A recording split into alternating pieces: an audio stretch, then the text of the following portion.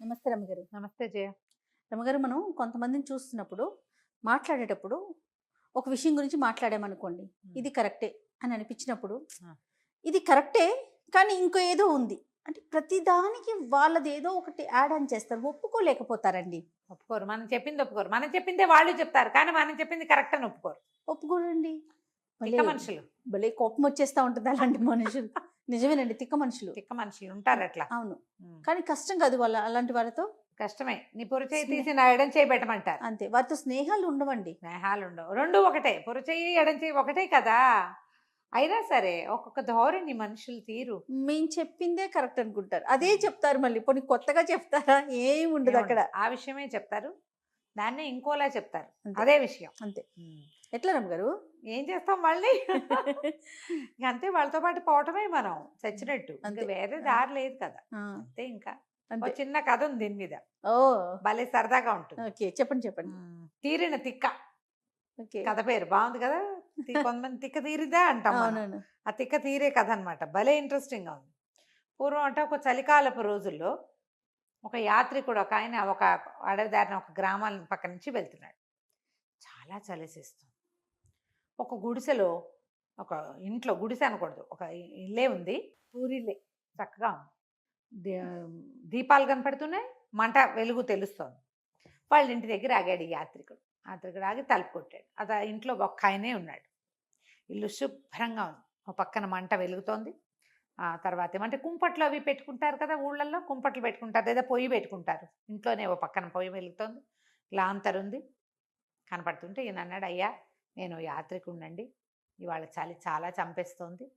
మరి ఈ రాత్రికి మీ ఇంట్లో నన్ను వెచ్చగా పడుకొని తినడానికి ఏదైనా ఇంత పెట్టారంటే రాత్రికి పడుకుని రేపు పొద్దునే లేచి నా దారి నేను వెళ్ళిపోతానండి, ఏమైనా అట్లాంటి ఆశ్రయం ఇవ్వగలరా అంటే ఆయన అన్నాడు, మా ఇంట్లో నేను ఒకడినే ఉంటాను. సరే, ఆశ్రయానికి ఏముంది, ఇస్తా, కానీ అన్నం పెడతా, వెచ్చగా చలికాగు పడుకో, ప్రశ్న ఇస్తా, ప్రశ్నకి సరైన సమాధానం చెప్పకపోతే దవడ పగలగొడతా. అయ్యో.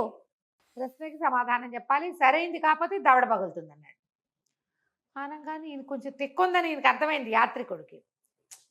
ఏమడుగుతాడు అంతగా? పైగా మనం ఊళ్ళన్నీ చూస్తున్నాం, మనకు తెలియని వింటా విడ్డూరమా? అదేగా. ఏదో చెప్తే పోలా అనుకుని సరేనన్నాడు. కాలక్షేపానికి అండి అని. అవును అన్నాడు ఈయన. సరే, వెచ్చగా చలిగాగు, దాని దగ్గర కూర్చో, పొయ్యి దగ్గర, నేను లోపల వంట ముగించేస్తాను అన్నాడు. పొయ్యికి, వంటకి ఒక పొయ్యి ఉంది, చలి కాగడానికి వెచ్చగా ఇంకో నెగడి లాంటిది ఏదో లోపల, ఇంటి లోపల భాగంలోనే ఉంది.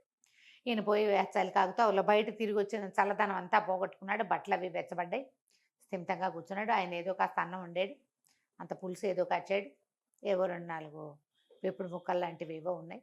సరేరా అన్నం తిందామన్నాడు. ఇద్దరు కలిసి భోజనం చేశారు, చక్కగా భోజనం పెట్టాడు. అయితే ఈ కూర్చున్నప్పుడు ఈయన చూశాడు, ఒక పిల్లి ఉంది ఇంట్లో.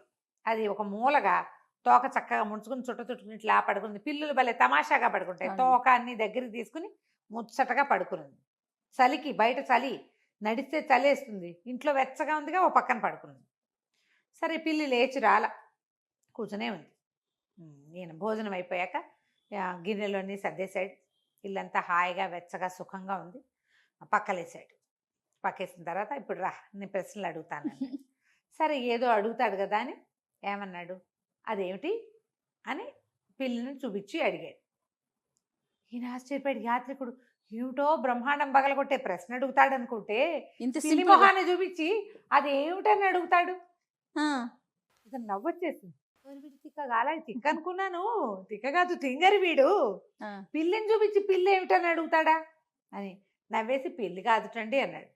కాదు, శుచిత్వం అది అని పడేయాలని కొట్టాడు. దవడ పగిలిపోయి కాంతిపోయాడు. ఇదేమిటి, పిల్లి శుచిత్వం దాని, అదేంటంటే శుభ్రంగా ఉంటుంది పిల్లి, ఒళ్ళంతా నాక్కుని క్లీన్ చేసుకుంటుంది ఎప్పటికప్పుడు, దాని మట్టి గిట్టి అంటదు. పిల్లి మురిగ్గా ఉండదు, కుక్కలు మురిగ్గా ఉంటాయి, పిల్లి ఎప్పుడు మురిగ్గా ఉండదు. శుభ్రత దాని పద్ధతి, అది శుచిత్వం. సంస్కృతంలోనండి మామూలుగా శుచిత్వం అంటే శుభ్రత అని అర్థం. శుచి, శుభ్రత అంటాం కదా. ఆ శుచి, శుచిత్వం. ఓకే, శుభ్రత దాని పద్ధతి. పిల్లి అంటే శుచిత్వం అనమాట. ఇప్పుడు పిల్లి కాదు మార్జాలం అన్నాడు అనుకో, పోనీ సంస్కృతం అనుకుందాం. పిల్లికి పర్యాయ పదం సంస్కృతంలో మార్జాలం, మార్జాలము, బిడాలము అనొచ్చు. బిడాలం కాదు, మార్జాలం కాదు, దాని తత్వం ఏదో అది ఈయన చెప్పాడు, శుచిత్వం అని. అక్కడి నుంచి నేను నిర్ఘాంతపేట దవడ పగిలిపోయింది. సరే ఇంకొక 5 నిమిషాలు ఆగాడు, ఆలోచించుకుంటాడు ఏం చెప్తే ఏమవుతుంది అని. ఒక 2 నిమిషాలు అయ్యాక అడిగాడు, దూరంగా కుండ ఉంది, మంచినీళ్ళ కుండ. అదేమిటి అన్నాడు.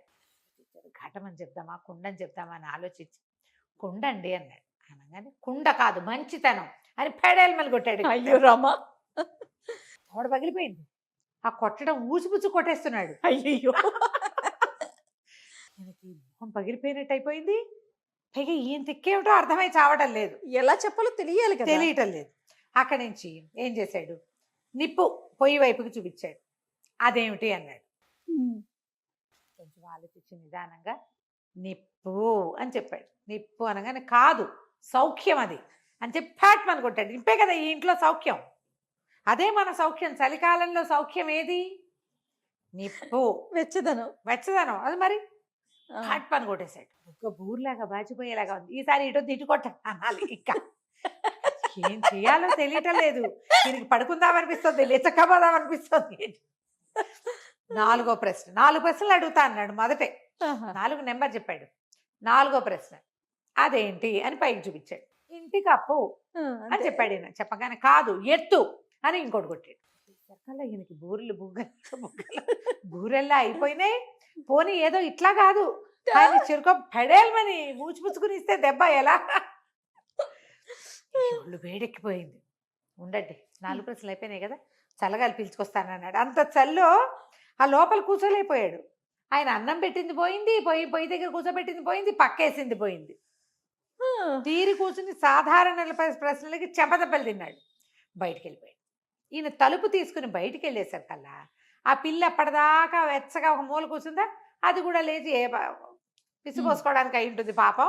అది అలా బయటకు వచ్చింది. బయటికి రాగానే ఈయన ఏం చేశాడు, కాస్త అటు ఇటు చూసి ఆ పిల్లిని పట్టుకున్నాడు. ఈ లోపల పడుకుని ఆయన లోపలే ఉన్నాడు. చుట్టూతో అక్కడ ఇక్కడ వెతికి 4-5 చితుకులు పిల్లి తోక కట్టేశాడు. కట్టేసి దాన్ని అంటించి ఇంటి కప్పు మీద వదిలిపెట్టి లోపలికి వచ్చాడు. మీ శుచిత్వం సౌఖ్యాన్ని తీసుకుని ఎత్తుకుపోయింది, మంచితనంతో దాన్ని శుభ్రం చేసుకోండి అని చెప్పాడు. మంచితనంతో దాన్ని సరి చేసుకోండి.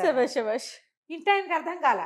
శుచిత్వం సౌఖ్యాన్నితో కలిసి, శుచిత్వం పిల్లి, సౌఖ్యం నిప్పుతో కలిసి ఎత్తుకుపోయింది, దీన్ని మంచితనంతో సరి చేసుకోండి. ఇంట్లో ఉన్న ఆయనకి అర్థం కాలే. ఏమిటి మంచి భాష మాట్లాడు, ఏం మాట్లాడుతున్నావు అన్నాడు. అనగానే నేను చెప్పేది మంచి భాష, నువ్వు చెప్పేది మంచి భాష అని ఊచిపుచ్చుకుని 4 లాగాడు మొహం మీద కొట్టి బయటకు వెళ్ళి చూసి. ఆయనకి దెబ్బలు తిన్నాక గుర్తొచ్చింది. దెబ్బలు కొట్టించుకున్నాక నేను చెప్పినవేని ఆయన లబోదిబోని బయటకు వచ్చేసరికల్లా నడికప్పు అంటుకుపోయింది. ఈయనేమో యాత్రికుడు తన సంచి తీసుకుని బయటకు వెళ్ళిపోయాడు. ఎక్కడో చోట పడుకుందాం, ఈ మెంటల్ వాడి దగ్గర పడుకున్నా రాత్రి సౌఖ్యం ఉండదు మా దగ్గర అని వెళ్ళిపోయాడు. తిన్నగా కుదిరింది కదా, అందుకని తిక్క వేషాలు వేస్తే ఒకడు కుదరచకపోతే ఇంకోటి కుదురుస్తాడు. ఒక్కోసారి వాడే కుదురుస్తాడు కూడా. కంచికి మనం ఇంటికి. భలే ఉంది రవ్వ గారు. నమస్తే అండి. నమస్తే.